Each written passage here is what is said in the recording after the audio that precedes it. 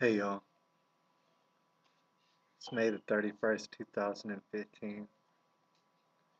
I wanted to discuss or put out there this idea because I don't think people really think about it all that much, or it's never really brought to the forefront. Yesterday I was watching live coverage of, or actually it was recorded live coverage of something that happened in Phoenix. It was a cartoon contest. I didn't see any of the cartoons.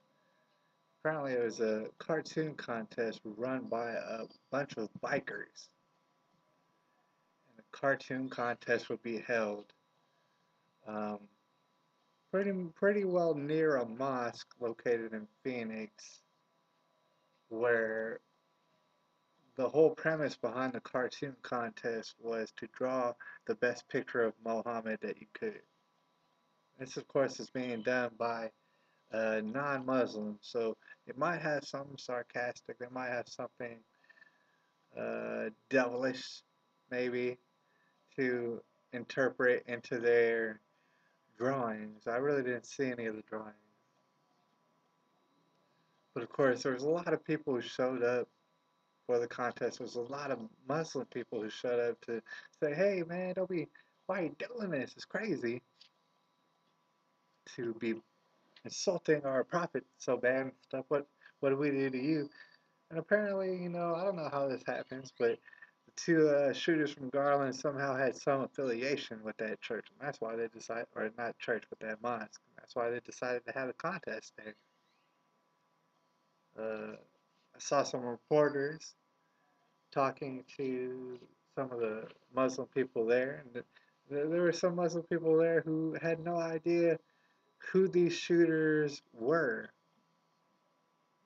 never recalled meeting them, and also rebuked their actions, while at the same time reiterating that the Prophet Muhammad should not be slanderized by any means.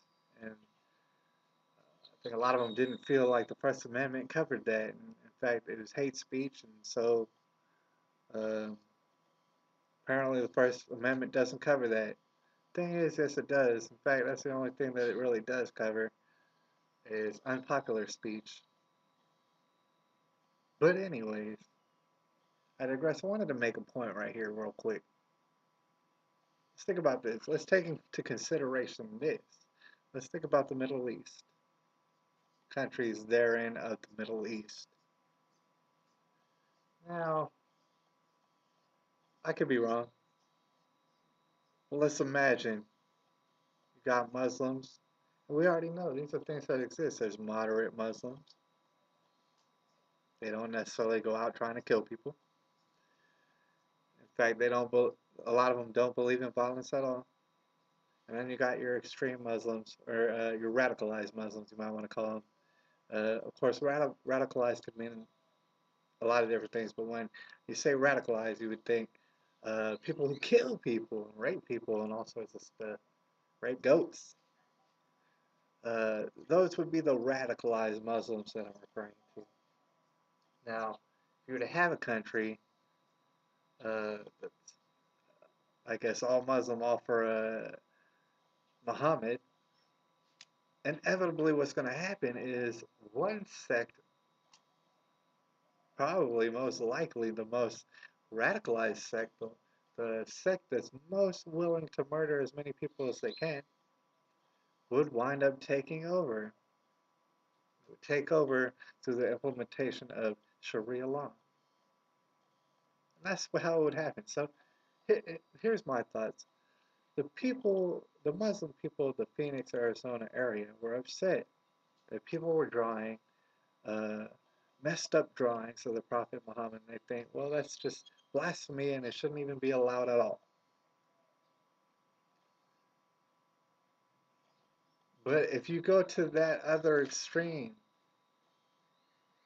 say Muhammad's running a country, you can just imagine the radicalized Muslims would take over, and they would take over by force, meaning that the church that, or not church, the mosque that you have that is peaceful that wants absolutely no violence, just wants to live in harmony, that would be wiped off the map real quick. Real quick. You know what I'm saying? You would have absolutely no right to do what you're doing if it were up to other sects of Islam. So with that being said, you you honestly, if you're to look at it in a practical sense, you would have to give props to Jesus because see, if Jesus Christ, if his hand made this country, in this country you can come in and practice Islam in whichever kind of way that you want. So long as it's peaceful, and apparently you like the peaceful side of it and the harmony side of it, you should really thank Jesus. I mean, because you wouldn't be able to do it otherwise if this country wasn't basically built by the hands of Jesus Christ. You would not even have the opportunity to practice the way that you want. Something to think about. Uh, on a side note, uh, I tend to go around in public. Many times I'll have a big old American flag. It's offends some people, and I'm aware of that. And also, lots of times I'll have something about Jesus Christ on my garment. You know what I'm saying? Maybe his face, maybe the cross or something, maybe a message. And the reason I bring this up is because I know that there are a lot of people who are not Christian who are aware of the New World Order because it's pretty much in your face. You have to be uh, deaf, dumb, and blind to not see it. So you know that there's a New World Order. You know that there's people at the tippy top who want to enslave everybody. You know this because they're pretty much implementing it step by step, and it's obvious to see where the rat hole goes. At the same time, you don't want to claim Christ. You don't want to talk to Christ. You don't want to have anything to do with Him. You've seen all the Christians that you've seen before in your past. These are fraudulent Christians. And you say, well, man, that represents Christ. All these fraudulent Christians, they turn me off to Him. You know what I'm saying? Um, but at the same time, you still recognize that there is a sweater of corruption that's ruling the earth. And in fact, it's trying to take over the earth bit by bit. It's doing it right up in your face. To those people, like I say, who don't claim Christ, who don't claim to be Christian, um, I would like to say I pray that you're not offended. But the thing is, by my shirts, the thing is, I know that you're not offended. Certain ones. Um, because I'm a human being, you know what I'm saying? And I live in America, and if you knew anything about the Constitution, you would know. I have the right to say anything I want to say, you know? And if I want to put his face on my chest, then that's just what's going to happen. I'm not trying to alienate you. A lot of people are going to feel alienated. I'm not trying to say, hey, you need to be a Christian. You need to say Christ up in the streets like I do. You need to do that, this, that, and the other in your own home. I don't care if you do that. Do whatever you want. I'm here wearing a shirt. You shouldn't be offended by that. A lot of people are offended by this. Most people are,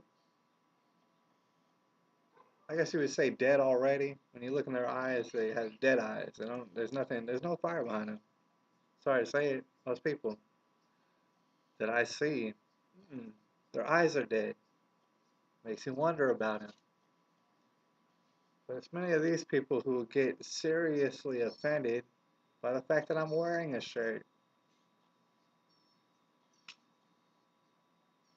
I don't know how this fits into peace and harmony, but they will get seriously offended. And let me just say this. If I saw at the intersection a Muslim person, and they were holding up the American flag. They had a T-shirt that said, "Oh, Muhammad this," and Muhammad approves of the United States. I would honk my horn, I would clap, I would wave at him, I would smile at him, because I see what he's trying to do. It makes no difference that Jesus is for me.